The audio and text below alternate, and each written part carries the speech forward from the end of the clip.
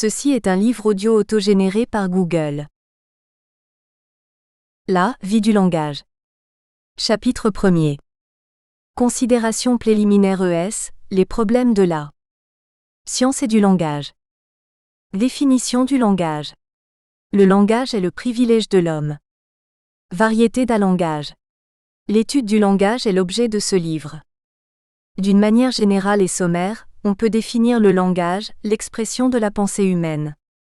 D'une manière plus large encore, on peut dire que tout ce qui prête un corps à cette pensée, tout ce qui la rend saisissable, est un langage.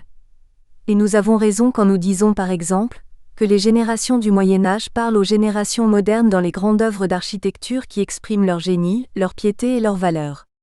Mais dans une étude scientifique, il faut restreindre davantage le sens du mot langage, puisqu'il pourrait, sans cela, s'étendre indifféremment à toute action de l'homme, à tous les produits de ses mains, lesquels sont toujours l'expression de sa pensée. Le langage proprement dit est un assemblage de signes par lesquels l'homme exprime sciemment et intentionnellement sa pensée à l'homme. C'est une expression destinée à la transmission de la pensée. Les signes que l'on peut employer et qui sont plus ou moins en usage sont divers. Gestes et pantomimes, caractères peints ou écrits sont articulés, les deux premiers s'adressent aux yeux, les derniers à l'oreille. Les premiers sont employés principalement par les muets. Cependant, comme ces infortunés sont ordinairement enseignés par des personnes qui jouissent de l'usage de la parole, les signes visibles dont ils se servent ne sont pas toujours représentatifs de la forme, mais restent souvent des signes conventionnels, comme le sont les signes articulés. Les seconds, quoique libres et indépendants à l'origine, sont historiquement liés et subordonnés à la langue parlée et trouvent dans cette subordination même leur perfection et leur utilité. Les troisièmes sont, en l'état actuel des choses, de beaucoup les plus importants. Quand on parle du langage, on entend uniquement l'ensemble des signes articulés. C'est ce que nous entendrons ici nous-mêmes. Le langage, au cours de cette discussion, sera pour nous le corps entier des signes perceptibles pour l'oreille, par lesquels on exprime ordinairement la pensée dans la société humaine et auxquels se rattachent d'une façon secondaire les gestes et l'écriture. Nous ne voyons pas une seule société qui ne soit en possession de cette sorte de langage. Depuis les races supérieures jusqu'aux plus barbares, tout homme parle, tout homme peut communiquer sa pensée, si faible et si bornée qu'elle soit. Il paraît donc évident que le langage est naturel à l'homme. Sa constitution, les conditions de son existence, sous-développement historique, une seule de ces choses ou toutes ces choses ensemble, en font son apanage certain. De plus, le langage est le privilège exclusif de l'homme. Il est vrai que les animaux inférieurs ont aussi des moyens d'expression suffisants pour les besoins restreints de leur rapport entre eux. L'aboiement du chien, son hurlement, ont des significations différentes et même graduées. La poule exprime par son chant la jouissance paisible de la vie, par son gloussement, l'agitation, l'alarme. Elle a un cri particulier pour avertir ses poussins du danger, et ainsi de suite. Mais le langage des animaux n'est pas seulement inférieur à celui de l'homme, il en est si essentiellement différent qu'on ne peut guère donner à l'un et à l'autre le même nom. Le langage proprement dit est un des caractères fondamentaux de la nature humaine, une de ses facultés principales. Cependant, bien que le langage de l'homme soit un comparé au langage de la brute, il contient des variétés qu'on pourrait appeler des discordances. C'est un assemblage de langues distinctes, de corps séparés de signes audibles qui, pour ne parler que de ceux qui diffèrent tellement entre eux que les personnes qui s'en servent ne peuvent aucunement s'entendre, sont très nombreux. Ces langues diffèrent cependant plus ou moins. Il en est qui ont assez de rapports entre elles pour qu'avec un peu de soin et de peine, ceux qui les parlent parviennent à se comprendre. D'autres, qui ont tant de ressemblances qu'on saisit leur rapport à la première vue. D'autres encore, dont on ne peut découvrir les relations que par l'étude et la recherche. Il en est enfin un grand nombre qui sont complètement diverses, tant par les mots que par la grammaire, sans toutefois que leur diversité marque des différences de capacité intellectuelle chez les hommes auxquels ces langues appartiennent. Des individus fort inégalement doués se servent, seulement avec plus ou moins de perfection, du même dialecte. Et pourtant l'inégalité des facultés met obstacle à la communion des âmes. La diversité des langues ne s'accorde pas davantage avec les séparations géographiques, ni même avec l'apparente division des races. Il n'est pas rare de rencontrer plus de différences entre des peuples qui parlent une même langue ou deux langues analogues, qu'entre ceux qui se servent de langues complètement distinctes. Ces problèmes et d'autres semblables occupent l'attention de ceux qui se livrent à l'étude du langage ou de la linguistique. Cette science a pour objet de comprendre le langage d'abord dans son ensemble, comme moyen d'expression de la pensée humaine, ensuite, dans ses variétés, tant sous le rapport des éléments constituants que sous celui de la syntaxe. Elle se propose de découvrir la cause de ces variétés, ainsi que les relations du langage avec la pensée et l'origine de ces relations.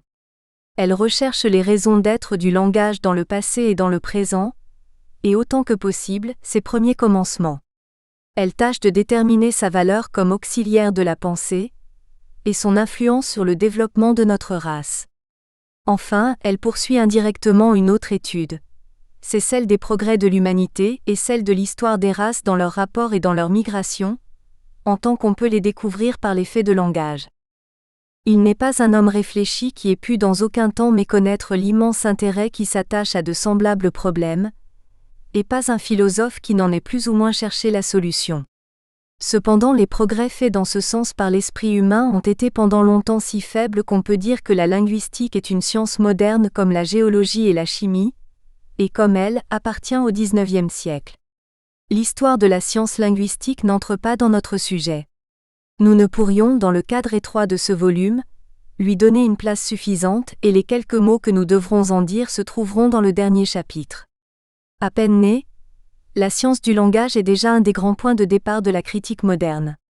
Elle est aussi large dans sa base, aussi définie dans son objet, aussi sévère dans sa méthode, aussi féconde dans ses résultats que n'importe quelle autre science. Elle est solidement fondée sur l'étude analytique de plusieurs des langues les plus importantes et les plus répandues, ainsi que sur la classification exacte de presque toutes les autres. Elle a fourni à l'histoire de l'humanité et des différentes races des vérités précises et des aperçus profonds qu'on n'eût jamais obtenus sans son secours. Elle prépare la refonte des vieilles méthodes appliquées à l'enseignement de langues dès longtemps familières, telles que le grec et le latin. Elle travaille à nous en enseigner d'autres dont, il y a quelques années, nous savions à peine le nom. Enfin, elle a aplani les obstacles entre des branches de connaissances qui étaient séparées pouvant être réunies, et elle a pénétré, pour ainsi dire, à l'intérieur de l'édifice de la pensée moderne, de façon à devenir indispensable aux penseurs et à l'écrivain. Il n'est personne en effet qui n'ait besoin de posséder sinon cette science entière, du moins une idée claire de ses premiers rudiments. L'objet de ce livre est donc de tracer et d'appuyer par des exemples les principes de la science linguistique, et d'établir les résultats obtenus d'une façon aussi complète que le permettra l'espace dont nous disposons. Le sujet n'est pas encore assez élucidé pour qu'il ne contienne pas plusieurs points controversés, mais nous nous abstiendrons, quant à nous, d'entrer dans la controverse directe, et nous tâcherons de résumer les opinions de façon à en faire un tout cohérent et acceptable dans les conclusions. Nous ne perdrons surtout jamais de vue que dans la série de traités à laquelle appartient cet ouvrage, la clarté et la simplicité sont des qualités nécessaires. En cherchant les points de départ dans des vérités familières, et les exemples dans des faits bien connus, nous espérons atteindre le but. Les faits primitifs du langage sont à la portée de tous et surtout de tous ceux qui ont étudié une autre langue que la leur propre. Diriger l'intelligente attention du lecteur vers les points essentiels, lui montrer le général dans le particulier, le fondamental dans le superficiel en matière de connaissances communes, est, croyons-nous, une méthode d'enseignement qui ne saurait porter que de bons fruits. Chapitre 2. Comment chaque homme acquiert sa langue, vie. Du langage. Le langage ne se transmet point avec le sang et ne se crée point non plus par l'individu, il s'apprend. Comment l'enfant apprend à parler, signification de ce fait en dehors de l'étude des langues. Origine de mots particuliers, caractère d'un mot comme signe d'une conception. L'esprit se développe en même temps que le langage. Formation d'un langage intérieur par les perceptions des sens, nécessité et avantage de ce procédé de ta nature. Acquisition d'une seconde langue ou de plusieurs autres. L'acquisition même de sa propre langue est une opération sans fin. Imperfection du mot en tant que signe. Le langage n'est que l'appareil de la pensée. On ne saurait faire au sujet du langage une question plus élémentaire et en même temps plus fondamentale que celle-ci. Comment apprenons-nous à parler ? Comment chacun de nous vient-il à posséder sa langue ? Toute la philosophie linguistique sera dans la réponse, si la réponse est vraie. On répondra généralement que nous apprenons notre langue, qu'elle nous est enseignée par ceux au milieu de qui s'élève notre enfance, et cette réponse, faite au nom de l'évidence et du sens commun, est aussi celle que la science nous donne au nom de l'analyse et de l'étude. Examinons ce qu'elle implique. D'abord, elle exclut deux autres réponses possibles. La première, que les langues sont inhérentes aux races et que l'enfant en hérite de ses ancêtres comme il hérite de leur couleur, de leur constitution physique, etc. La seconde, qu'elles se produisent spontanément chez l'individu au fur et à mesure qu'il se développe corporellement et intellectuellement. Les faits les plus communs, les plus nombreux, les plus irréfragables s'élèvent contre ces deux réponses. La théorie que la langue est caractéristique de la race est suffisamment réfutée par l'existence dans nations comme la nation américaine, chez laquelle les descendants des Africains et des Asiatiques, des Irlandais, des Allemands et des peuples d'au-Midi de l'Europe parlent la même langue que les descendants des Anglais, sans autre différence que celle qui résulte de la localité et de l'éducation, sans apparence aucune de langue maternelle ou de langue native. Le monde est rempli d'exemples semblables, petits ou grands. Tout enfant né en pays étranger parle la langue du pays, à moins que ses parents seuls l'entourent, ou, s'ils ne l'entourent exclusivement, parlent deux langues avec une égale facilité. Les enfants des missionnaires le montrent de la façon la plus frappante, en quelque endroit du monde qu'ils soient élevés, et si complètement différente que soit la langue du pays de celle de leurs parents, ils la parlent aussi naturellement que les enfants des indigènes. Il suffit de placer une nourrice française auprès d'un enfant né de parents anglais, allemands ou russes, élevé en Angleterre, en Allemagne ou en Russie, et d'éloigner de lui toute autre personne, pour qu'il parle le français de la même manière qu'un enfant français. Or, qu'est-ce que la langue française et le peuple qui la parle ? La masse du peuple en France est celtique et les traits caractéristiques des Celtes sont chez lui parfaitement reconnaissables.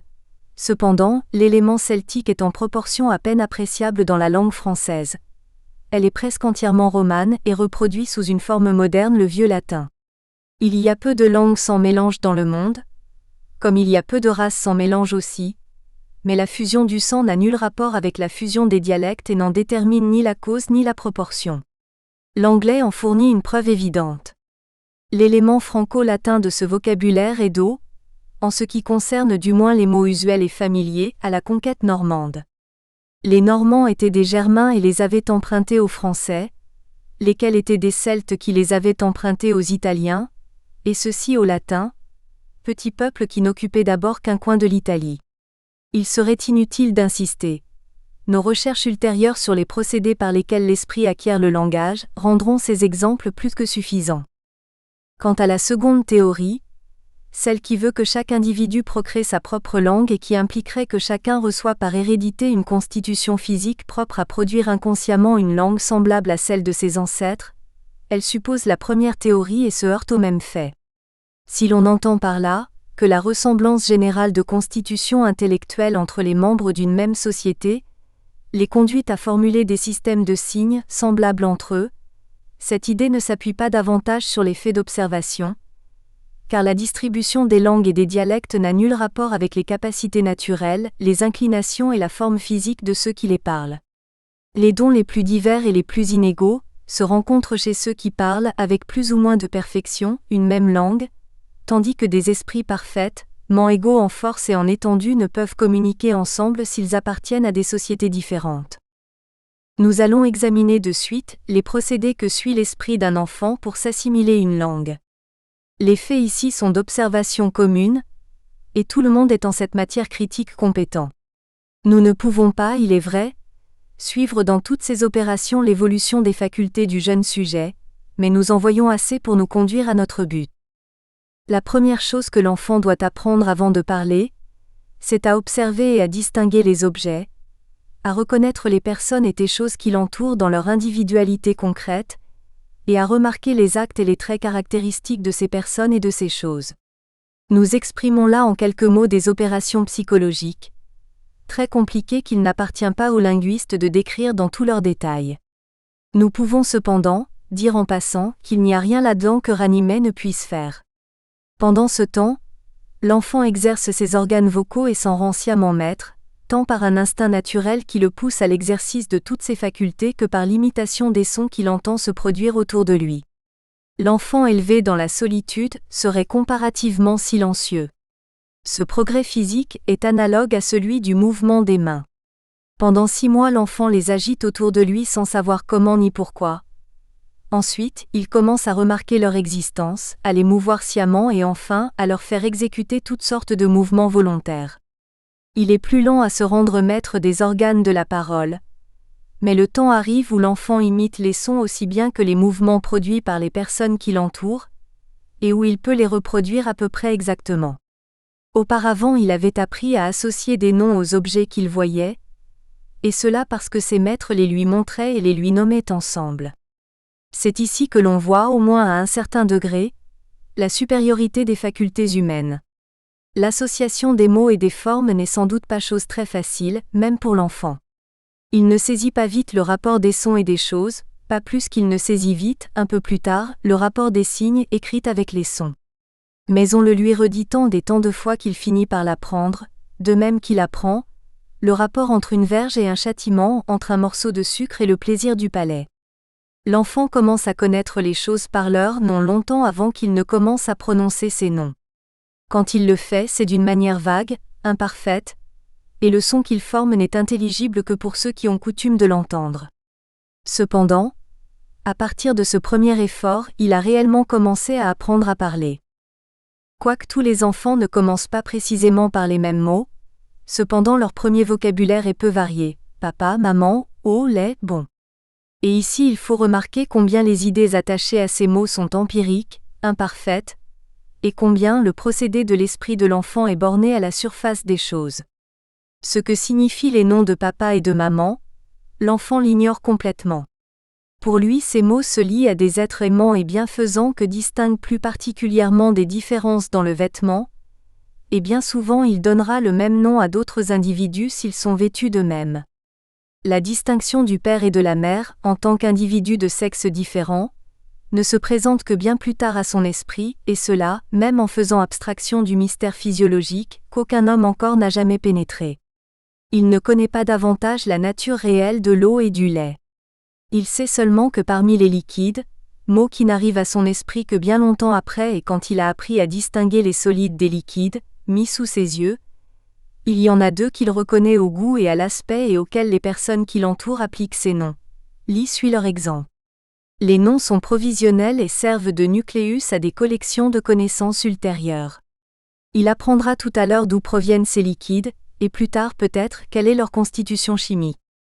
Quant au mot bon, la première association du mot avec une idée quelconque est avec celle d'une sensation agréable du palais. D'autres sensations agréables viennent ensuite se ranger, sous le même mot. Il l'applique à une conduite agréable aux parents, laquelle est-elle en vertu de principes entièrement inintelligibles pour lui, et cette extension d'une chose physique à une chose morale est certainement très difficile pour l'enfant. À mesure qu'il grandit, il ne fera peut-être qu'apprendre sans cesse et sous toutes les formes la distinction du bon et du mauvais, mais quand il sera grand, il restera confondu en découvrant que les plus sages esprits n'ont jamais pu s'entendre sur le sens du mot bon, et qu'on ne sait encore s'il se rapporte à l'idée d'utile ou à celle d'un principe indépendant et absolu. Ce ne sont là que des exemples typiques, destinés à montrer la marche de l'esprit humain dans l'acquisition du langage. L'enfant commence par apprendre et continue à apprendre. Son esprit a toujours devant lui un champ à parcourir qui dépasse ses forces. Les mots lui enseignent à former de vagues conceptions, à faire des distinctions grossières que plus tard l'expérience rendra plus exactes et plus précises qu'elle approfondira, expliquera, corrigera. Il n'a pas le temps d'être original.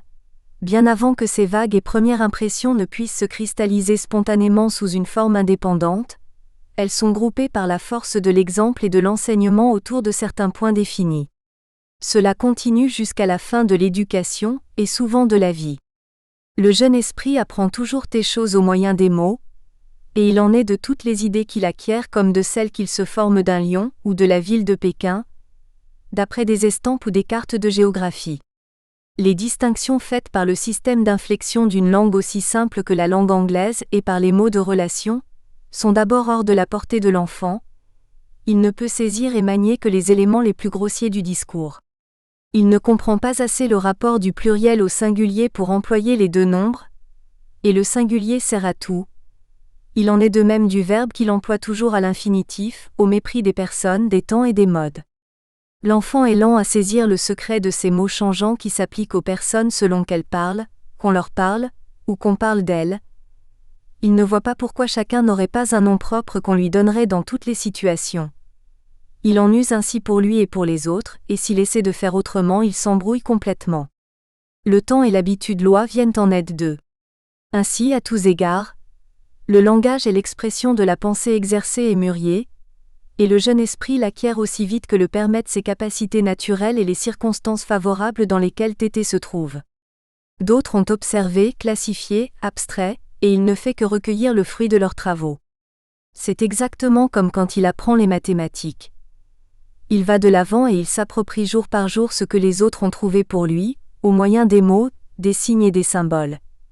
Il devient ainsi en peu d'années, maître de tout ce qu'il a fallu des générations et des générations pour produire, de ce que son intelligence laissée à elle-même n'eût jamais découvert en totalité ni peut-être même en partie, bien qu'il puisse être capable d'accroître cette somme de connaissances et de la léguer augmentée à ses descendants. De même qu'après avoir appris à parler, l'homme peut, ainsi que nous le montrerons plus tard, enrichir d'une manière ou d'une autre la langue qui lui a été transmise. Ces faits en contiennent une infinité d'autres que la science linguistique n'a pas pour objet d'expliquer. Considérons par exemple le mot green vert. Son existence dans notre vocabulaire implique d'abord la cause physique de la couleur, laquelle renferme toute la théorie de l'optique, c'est l'affaire du physicien. À lui de parler de l'éther et de ses vibrations, de la fréquence et de la longueur des ondulations qui produisent la sensation de vert. Vient ensuite la structure de l'œil, son admirable et mystérieuse sensitivité à cette sorte de vibration, l'appareil nerveux qui sert à la transmission au cerveau des impressions reçues, l'organisme cérébral auquel ces impressions sont transmises, c'est l'affaire du physiologiste. Son domaine confine à celui du psychologue et souvent l'envahit. Celui-ci doit nous dire ce qu'il peut de l'intuition et de la conception intellectuelle, résultat de la sensation, considérée comme mode d'activité mentale, de la faculté de comprendre, de distinguer, d'abstraire, et de la conscience ou connaissance générale. Il y a encore dans le mot green qui arrive à nos oreilles, la merveilleuse puissance de l'ouïe, laquelle est analogue à celle de la vue, autre appareil nerveux qui note et transporte d'autres ondes vibratoires dans un autre milieu vibrant. Ce sujet appartient, comme celui de la vue, aux physiciens et aux physiologistes. À eux aussi de parler des organes vocaux qui produisent des vibrations audibles bout l'empire de fa volonté. Action voulue, mais non pas exécutée sciemment, et qui implique ce contrôle de l'esprit sur l'appareil musculaire qui n'est pas le moindre des mystères de la nature. Nous pourrions continuer indéfiniment à suivre la chaîne des causes et des phénomènes impliqués dans le plus simple fait linguistique. Et au fond du tableau resterait encore le suprême mystère de l'être qu'aucun philosophe n'a pu faire autre chose que reconnaître et confesser. Chacun des sujets que nous venons d'indiquer a son importance et son intérêt pour celui qui fait du langage l'objet de son étude. Mais ce n'est pas là sa principale affaire. Le fait qui occupe le linguiste est celui-ci. Il existe un signe articulé, green, par lequel une société désigne une série d'ombres parmi les ombres et teintes diverses que produisent la nature et l'art. Toute personne qui fait partie de cette société par la naissance ou par l'immigration, ou seulement par l'étude littéraire, apprend à associer ce signe à la sensation de ces ombres et à l'employer pour les désigner, et apprend de même à classifier sous d'autres signes les différentes teintes et couleurs. Voilà pour le linguiste le fait principal autour duquel les autres viennent se grouper comme auxiliaires. C'est celui qui lui sert de point de départ pour juger des autres faits, et pour en apprécier la valeur. Le langage dans chacun de ces éléments et dans son tout est d'abord le signe de l'idée, le signe qu'accompagne l'idée. Faire d'un autre point de vue du sujet le point de vue central, c'est y introduire la confusion, c'est renverser les proportions naturelles de chaque partie. Et comme la science de la linguistique s'attache à la recherche des causes et s'efforce d'expliquer les faits de langage, la première question qui se présente est celle-ci. Comment est-il arrivé que ce signe ait été mis en usage ? Quelle est l'histoire de sa production et de son application ? Quelle est son origine première et la raison de cette origine, si tant est que nous puissions les découvrir ? Car il y a beaucoup de mots en usage dont on peut dire quand et comment ils ont commencé à être les signes des idées qu'ils représentent. Par exemple, une autre couleur, un rouge particulier, a été produit, ainsi que beaucoup d'autres, il y a quelques années, par une certaine manipulation du goudron de houille qui, après réflexion et d'une façon conventionnelle, fut nommé par son inventeur rouge magenta, du nom d'une ville rendue célèbre à ce moment par une grande bataille. Le mot magenta fait aussi réellement et légitimement partie maintenant de la langue anglaise que le mot green, quoique celui-ci soit de beaucoup plus ancien et plus important, et ceux qui apprennent et emploient le premier le font exactement de la même manière que ceux qui apprennent et emploient le second, sans mieux en connaître l'origine. Le mot gaz est d'une introduction plus ancienne et d'un usage plus général chez nous, et il a autour de lui une respectable famille de dérivés et de composés comme gazeux, gazéifié, gazéiforme, etc. Et même il s'emploie au figuré. Cependant il a été créé arbitrairement par un chimiste hollandais, Van Helmont, vers l'an 1600. La science, à cette époque, avait fait assez de progrès pour que l'on commençât à pouvoir concevoir la matière sous une forme aériforme ou gazéiforme, et ce mot se trouva introduit dans des circonstances qui le firent accepter de tout le monde, de sorte que gaz appartient aujourd'hui à toutes les langues de l'Europe. Les enfants le connaissent d'abord comme le nom d'un certain gaz particulier dont on se sert pour l'éclairage. Plus tard, s'ils sont convenablement instruits, ils en viennent à se former une idée scientifique de la chose dont ce mot est le signe. Raconter l'histoire de ces deux vocables, c'est raconter comment ont été produites les couleurs anilines et comment la pensée scientifique a fait un jour un important progrès. Nous ne pouvons pas remonter si sûrement à la source du mot green parce qu'il est infiniment plus vieux et se perd dans les temps préhistoriques. Mais nous croyons lui trouver une parenté avec le mot grow, d'où on aurait nommé green une chose growing, croissante. Les végétaux auraient donc donné lieu au mot green, et cette circonstance est d'un grand intérêt pour l'histoire de ce vocable. Ce n'est pas ici le lieu de suivre cet ordre de recherche et de considérer ce qu'on entend par trouver les étymologies, ou raconter l'histoire des mots depuis leur origine. Ce sujet nous occupera en temps et lieu. Nous remarquons seulement en passant que la raison qui fait qu'un mot se produit à l'origine et la raison qui fait qu'on l'emploie plus tard sont différentes l'une de l'autre. Pour l'enfant qui apprend à parler, tous les signes sont en eux-mêmes également propres à exprimer toute chose et il se les approprierait indifféremment. Ainsi, les enfants nés dans des sociétés différentes apprennent à exprimer la même chose par des mots divers. Au lieu de green, l'allemand dit grün, le hollandais groen, le suédois grön, dit tout mot semblable à green mais qui pourtant ne lui sont point identiques. L'enfant français apprend le mot vert, l'espagnol verde, l'italien viride, mots qui se ressemblent et cependant en diffèrent. Le russe dit xélénui, le hongrois zold, le turc ishil, l'arabe aksar et ainsi de suite. Ces mots et tous les autres s'acquièrent par lui de la même manière. L'enfant les entend prononcer dans des circonstances qui lui font saisir les idées qu'ils représentent. À l'aide du mot, il apprend en partie à abstraire la qualité de couleur de l'objet coloré et à la concevoir séparément.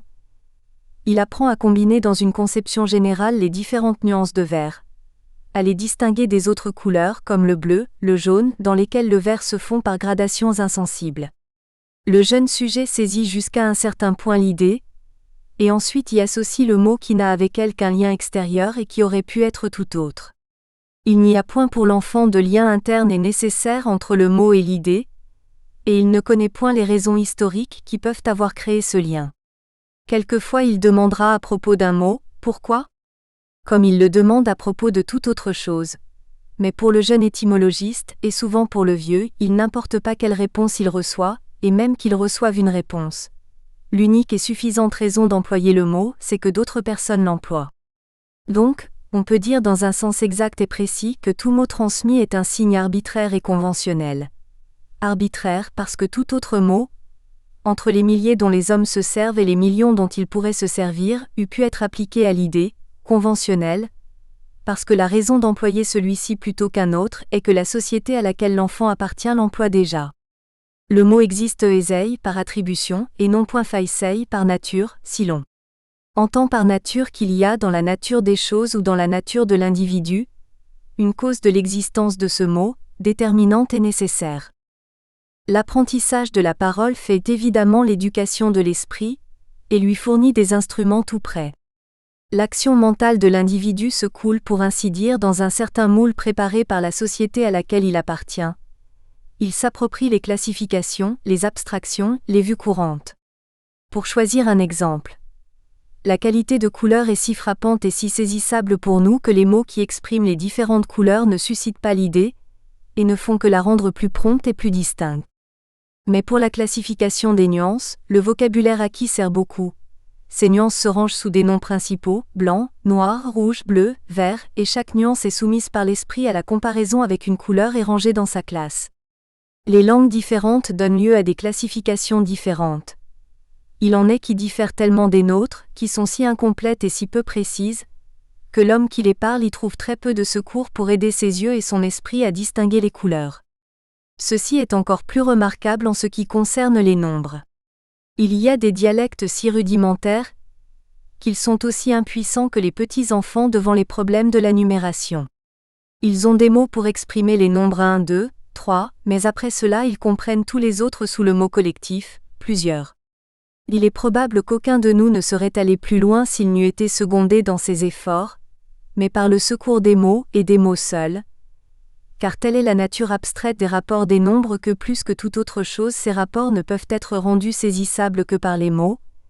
Des relations numériques de plus en plus compliquées sont tombées sous notre pouvoir, jusqu'à ce qu'enfin nous ayons acquis un système qui peut s'appliquer à tout, excepté à l'infini, le système décimal, c'est-à-dire celui qui procède par L', addition constante de 10 unités de nature quelconque, pour multiplier par 10 la valeur du nombre voisin. Et quelle est la base de ce système ? Tout le monde la connaît. Ce simple fait que nous avons 10 doigts, digits, et que les doigts sont le substitut le plus commode pour les signes et les chiffres, le secours le plus prompt que puisse trouver l'esprit qui poursuit une numération.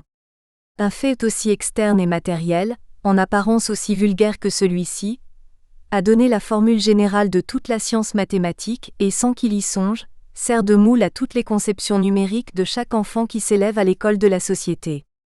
L'idée suggérée à l'origine par un fait d'expérience générale et commune, a été à l'aide du langage, convertie en une loi qui façonne et domine désormais la pensée humaine.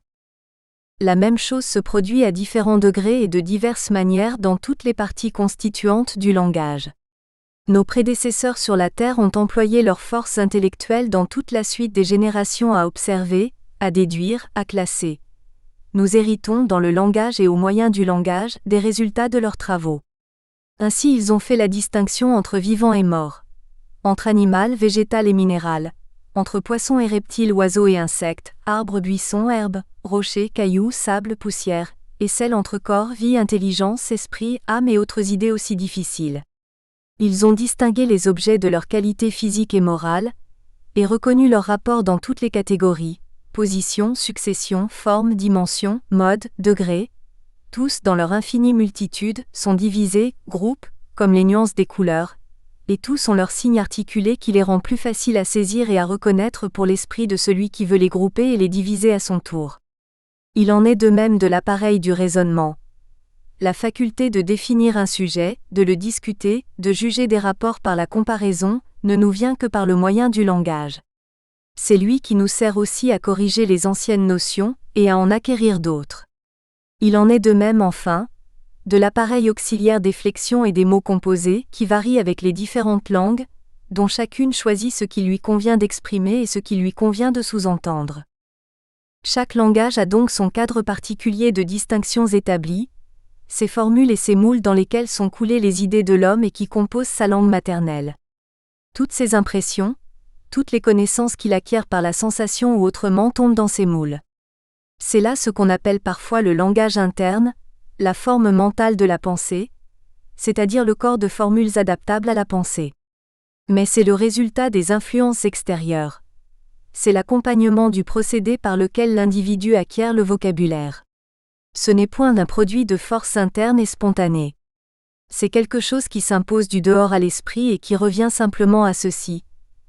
Que le même sujet qui eût pu prendre toute autre direction a été conduit à voir les choses de cette manière, à les grouper d'une certaine façon, à les contempler intérieurement dans tel ou tel rapport. Il y a donc, dans l'acquisition du langage, un élément de nécessité. Quelle que soit la langue que l'homme s'approprie, elle devient son mode nécessaire de pensée, aussi bien que de parole. Il n'en conçoit pas d'autre même comme possible. Gomme en serait-il autrement ? Puisque la langue la plus pauvre, la plus incomplète est infiniment plus complète et plus riche que celle que pourrait se créer à lui-même, sans le secours de la tradition, l'être le plus fortement doué ? L'avantage de la tradition est si grand que ses désavantages ne sont rien en comparaison. Certainement, Quand nous regardons les choses du dehors, nous pouvons quelquefois dire avec un sentiment de regret : voici un homme dont les capacités dépassent la moyenne de la société dans laquelle il est né. Il eût été désirable qu'il fût né là où une langue plus élaborée, plus haute, eût développé ses capacités jusqu'au dernier degré de leur puissance. Mais nous devrions ajouter : cette langue barbare a pourtant servi à l'élever beaucoup plus haut qu'il ne se fût élevé de lui-même et sans son secours. De plus, il arrive très souvent que la langue échue en partage à un individu est fort supérieur à ses capacités, qu'il est forcé d'acquérir une langue qu'il ne peut parvenir à bien comprendre et qu'il eût mieux valu pour lui qu'un dialecte inférieur eût été son lot. On ne saurait dire tout ce que l'esprit acquiert en acquérant le langage. Ses impressions confuses se classent. Il y acquiert la conscience d'abord et ensuite la connaissance réfléchie. Un appareil lui est fourni avec lequel il opère comme un artisan, avec ses outils. Il n'y a pas en effet de comparaison plus exacte que celle-ci. Les mots sont pour l'esprit de l'homme ce que sont pour ses mains les outils dont sa dextérité les arme. De même qu'il peut par le moyen de ces derniers manier et tailler des matériaux, lisser des étoffes, parcourir les distances, mesurer le temps avec bien plus d'exactitude qu'il ne le ferait par ses seuls moyens naturels, de môme, il multiplie au moyen des mots les forces et les opérations de la pensée. Cette partie de l'usage du discours n'est aucunement aisée à définir dans ses proportions et ses effets parce que notre esprit est tellement accoutumé à se servir des mots qu'il ne peut plus se rendre compte de ce que les mots lui ont donné. Mais nous pouvons nous demander par exemple ce que serait le mathématicien sans le secours des figures et des chiffres. L'influence de la langue apprise la première ne s'efface jamais d'un esprit. Ce sont des formes qui, une fois créées, ne sauraient être refondues. Quand nous apprenons une langue nouvelle, nous ne faisons plus que traduire ces mots dans la nôtre. Les particularités de sa forme interne, le manque de rapport et de proportion entre ces moules et ces groupements d'idées avec nos moules et nos groupements nous échappent. À mesure que nous devenons plus familiers avec cette nouvelle langue, à mesure que nos conceptions s'adaptent à ces cadres et que nous commençons à nous en servir sans intermédiaire, c'est-à-dire à penser dans cette langue dans laquelle nous ne faisions d'abord que traduire notre pensée, nous nous apercevons que nos habitudes mentales changent, que nos idées se coulent dans de nouveaux moules et que la phraséologie d'une langue est chose incommutable et inconvertible. Peut-être est-ce ici que nous voyons le plus clairement combien la nécessité préside à l'apprentissage du langage. Certainement un Polynésien ou un Africain, exceptionnellement doué, qui apprendrait une langue européenne, l'anglais, le français, l'allemand, se trouverait ainsi en état de penser plus mieux et autrement qu'il n'eût pensé dans sa langue maternelle et s'apercevrait des entraves que cette langue imparfaite avait mises à l'exercice de ses facultés. Les hommes d'étude du Moyen-Âge qui employaient le latin pour exprimer leurs pensées quand il s'agissait de choses élevées, le faisaient, en grande partie, parce que les dialectes populaires n'étaient pas encore assez développés pour servir dans ces choses à l'expression de la pensée. À tous les autres égards, le procédé que suit l'esprit pour acquérir une seconde langue est exactement le même que celui qu'il suit d'abord pour acquérir la langue maternelle. C'est un procédé de mnémotechnie appliqué à un corps de signes représentant des conceptions et des rapports, et mis en usage dans une société existante ou passée, signes qui n'ont pas plus que ceux dont nous nous servons nous-mêmes un lien nécessaire avec les conceptions qu'ils expriment, mais sont comme eux, arbitraires et conventionnels. Signes dont nous acquérons la possession par l'occasion, l'aptitude, l'effort et le temps consacré à cette acquisition, arrivant même quelquefois sous l'empire de circonstances favorables, à substituer dans l'usage habituel et familier la langue nouvellement apprise à la langue sue la première, laquelle est souvent oubliée. Nous nous rendons mieux compte en apprenant une seconde langue ou langue étrangère, qu'en apprenant notre langue maternelle que l'acquisition d'une langue est un travail sans fin, mais cela est tout aussi vrai de l'une que de l'autre. Nous disons bien qu'un enfant sait parler quand il a acquis un certain nombre de signes qui suffisent aux besoins ordinaires de la vie dans l'enfance, sachant qu'il possède dans ses facultés naturelles le moyen d'en faire autant, d'instruments pour acquérir d'autres signes. Mais il n'en sait probablement que quelques centaines, et en dehors de ce petit nombre de mots, l'anglais est une langue aussi inconnue pour lui que l'allemand, le chinois ou le quechua, mais mots les idées qu'il peut parfaitement saisir si elles sont exprimées dans sa phraséologie enfantine sont inintelligibles pour lui, si on les lui présente dans le langage des hommes faits. Ce qu'il possède, c'est surtout la moelle du langage, pourrions-nous dire, ce sont des mots pour les conceptions usuelles, ceux dont on se sert tous les jours. À mesure qu'il grandit, ses facultés se développent, Il en acquiert davantage dans différentes directions de la pensée selon les circonstances.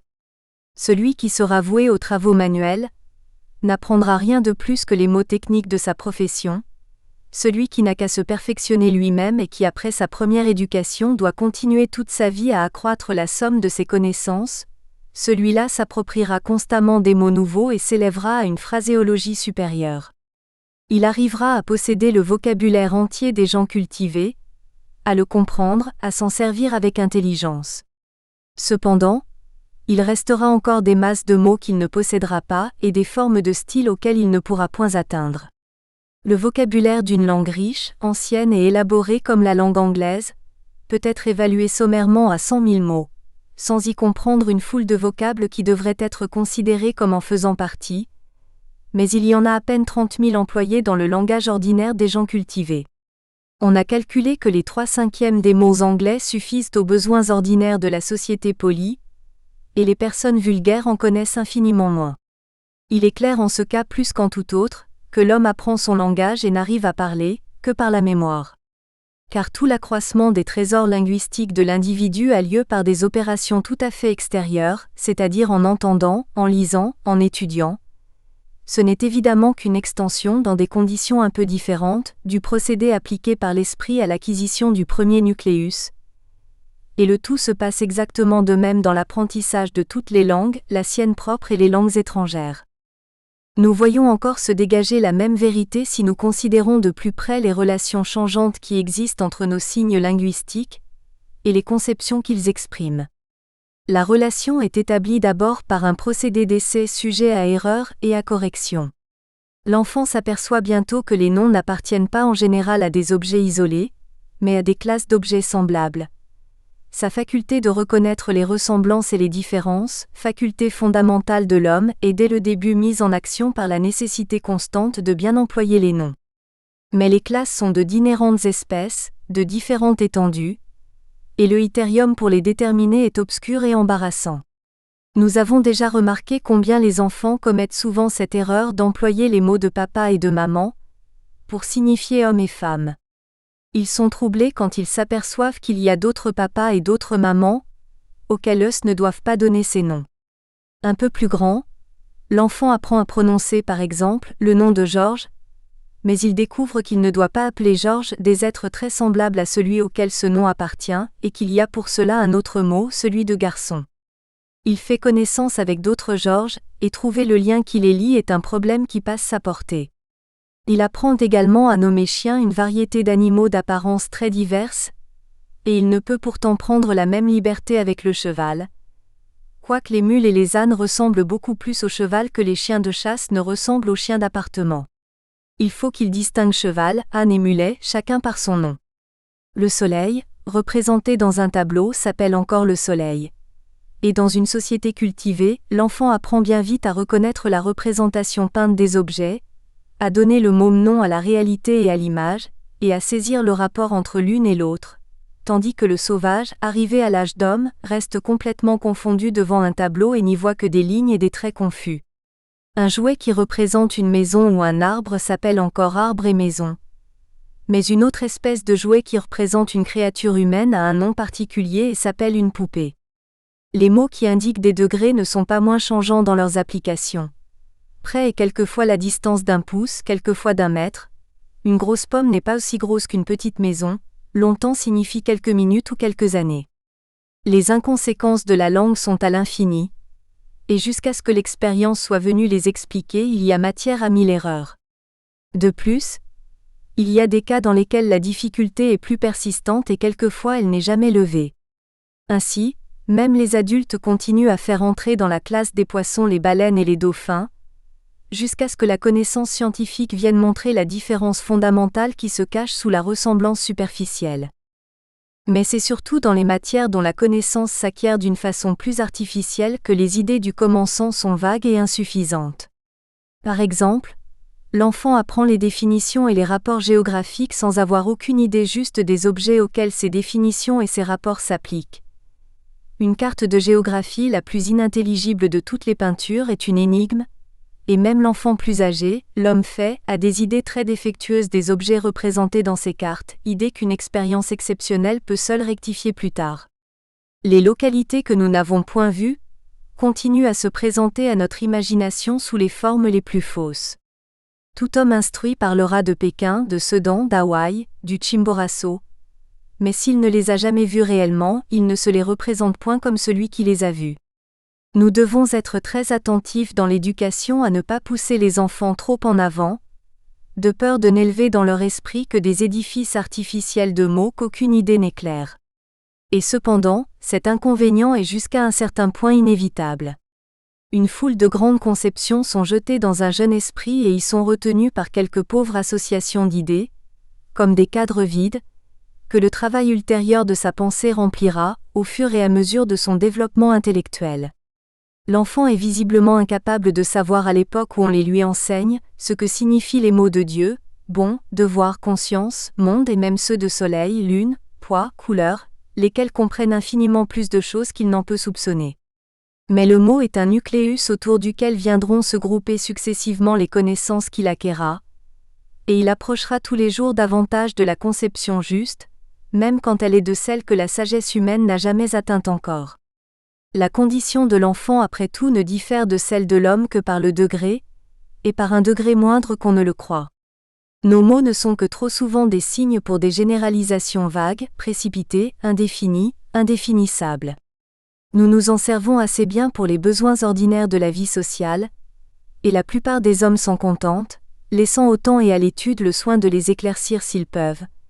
Mais il en est peu dont l'esprit soit assez indépendant, fût-il assez fort et assez dégagé d'autres préoccupations, pour se rendre compte de la valeur intime de chaque mot, pour le soumettre à la pierre de touche de l'étymologie, pour limiter exactement sa signification.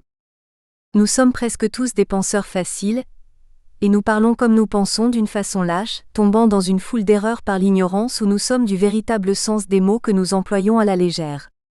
Mais l'homme le plus sage et le plus profond trouverait impossible de donner aux mots des définitions assez précises pour éviter tout malentendu, tout faux raisonnement, surtout dans les matières subjectives où il est difficile d'amener les concepts à des vérifications exactes, de façon que les différences d'opinion chez les philosophes prennent la forme de disputes de mots, que la controverse repose sur l'interprétation des termes, que l'écrivain qui vise à l'exactitude doit commencer par expliquer son vocabulaire, Q'.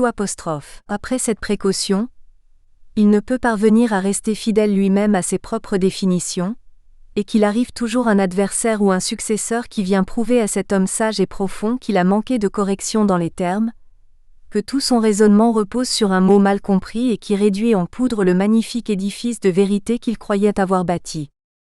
Nous voyons par toutes ces considérations combien les signes articulés sont loin d'être identiques à l'idée. Ils ne le sont que comme les signes mathématiques sont identiques aux concepts, aux quantités, aux rapports numériques, et rien de plus. Ils sont, comme nous l'avons dit en commençant, le moyen d'expression de la pensée, et des instruments auxiliaires pour la production de cette même pensée. Une langue acquise est quelque chose qui s'impose du dehors à l'esprit, et qui détermine les procédés et les résultats de l'activité cérébrale. Une langue agit comme un moule qui serait appliqué à un corps en voie de croissance, et c'est parce qu'il modèlerait ce corps qu'on pourrait dire qu'il en a déterminé la forme interne. Cependant, ce moule est lâche et lui-même élastique. L'esprit à son tour en change la forme. Il perfectionne les classifications données par les mots existants. Il travaille de façon à acquérir des connaissances et des vues que ceux-ci ne lui avaient pas données. Nous n'avons tant insisté sur ce que le langage apporte d'idées au jeune esprit, que parce que le rôle de celui-ci est au commencement presque purement passif. Mais dans les chapitres suivants, nous tiendrons compte de son activité propre et créatrice. Rien de ce que nous avons dit jusqu'ici ne doit s'interpréter comme une négation de la force active et créatrice de l'esprit, ni comme une affirmation que celui-ci acquiert par l'éducation une faculté qu'il ne possède pas par nature. Tout ce qu'implique le don de la parole appartient à l'homme d'une manière indéfectible. Seulement ce don se développe et ses résultats se déterminent par l'exemple et par l'enseignement. L'esprit n'accomplit rien par leur influence qu'il n'eût pu accomplir de lui-même, étant donné un temps suffisant et des conditions favorables, par exemple la durée de quelques centaines de générations, mais quant à sa manière d'opérer aujourd'hui, il la doit à la tradition orale. L'acquisition du langage est une partie de l'éducation comme toutes les autres connaissances. Chapitre 3. Les forces conservatrices et modificatrices du langage. Autre aspect de la vie du langage. Développement et changement, question du mode et de la cause. Exemple lire du plus vieil anglais ou anglo-saxon. Exposition de ces différences avec l'anglais moderne, différences de prononciation, abréviation et extension, changement de signification, de phraséologie et de construction. Classification des changements linguistiques. Nous avons vu dans le chapitre précédent que l'individu apprend sa langue en recevant les signes articulés dont elle se compose de ceux qui l'entourent, et en formulant ses conceptions d'une manière concordante avec ces signes. C'est par là que les langues subsistent. Si ce procédé de transmission prenait fin, les langues disparaîtraient. Mais ce n'est là qu'un des côtés de la vie du langage. S'il n'y en avait point d'autre, chaque dialecte parlé demeurerait éternellement le même. Chacune des deux influences qui s'exercent sur les langues se maintient à peu près la même. C'est ce qui conserve le caractère d'identité générale du discours aussi longtemps que la société à laquelle ce discours appartient conserve elle-même son identité, abstraction faite des grandes révolutions politiques qui conduisent quelquefois un peuple entier à adopter la langue d'un autre peuple. Ceci est la grande force de conservation qui se montre dans l'histoire des langues. Si aucune force contraire n'intervenait, les hommes continueraient jusqu'à la dernière génération à parler exactement de la même manière. On sait pourtant que les choses ne se passent pas ainsi. Toute langue vivante est en voie de formation et de changement continuel. En quelque lieu du monde que nous allions, si nous trouvons à côté de la langue en usage des monuments de la même langue remontant à une époque antérieure, les différences entre l'idiome actuel et l'idiome passé seront d'autant plus grandes que ces monuments seront plus anciens. Il en est ainsi pour les langues romanes du midi de l'Europe, si on les compare avec le latin, leur ancêtre commun. Il en est de même pour les dialectes modernes de l'Inde si on les compare avec les langues intermédiaires entre eux et le sanskrit, ou avec le sanskrit lui-même, et cela n'est pas moins vrai de l'anglais tel qu'on le parle aujourd'hui, comparé avec l'anglais tel qu'on le parlait autrefois. Si un Anglais du siècle passé entendait parler sa langue, comme on le fait communément et familièrement de nos jours, il y aurait beaucoup de choses qu'il comprendrait avec peine ou pas du tout. Si nous entendions Shakespeare lire à haute voix une scène tirée de ses œuvres, elle serait en grande partie inintelligible pour des auditeurs modernes, à cause surtout des différences de prononciation. L'anglais de Chaucer, c'est-à-dire d'il y a 500 ans, ne se comprend qu'à force d'application et par le secours d'un glossaire. Et l'anglais du roi Alfred, c'est-à-dire d'il y a 1000 ans, que nous appelons l'anglo-saxon, n'est pas plus facile pour un anglais moderne que ne l'est l'allemand. Tous ces changements se sont produits sans dessein prémédité de la part des 30 ou 40 générations qui nous séparent du roi Alfred. Il y a donc là un autre aspect de la vie du langage, que nous avons à examiner et à expliquer si faire se peut. La vie, ici comme ailleurs, semble impliquer la croissance et le changement comme un élément essentiel. Et les analogies remarquables qui existent entre la naissance, le développement, la décadence et l'extinction d'une langue, et la naissance, le développement et la mort d'un être organisé, ont été bien souvent un sujet d'observation. Elles ont même conduit quelques-uns à penser que le langage est un organisme, soumis aux conditions de la vie organique et gouverné par des lois entièrement étrangères à l'activité humaine. Ce serait évidemment trop se hâter que de recourir à une semblable explication, avant un examen suffisant. Il n'est pas impossible à première vue que le langage, considéré comme une institution d'invention humaine, soit sujet au changement. Les institutions humaines en général se transmettent par voie de tradition comme le langage, et sont modifiées au fur et à mesure de cette transmission. D'une part, la tradition est par sa nature imparfaite. Nous espérons que vous avez apprécié cet aperçu. Pour continuer à écouter ce livre audio sur Google Play Livres, utilisez le lien dans la description de la vidéo.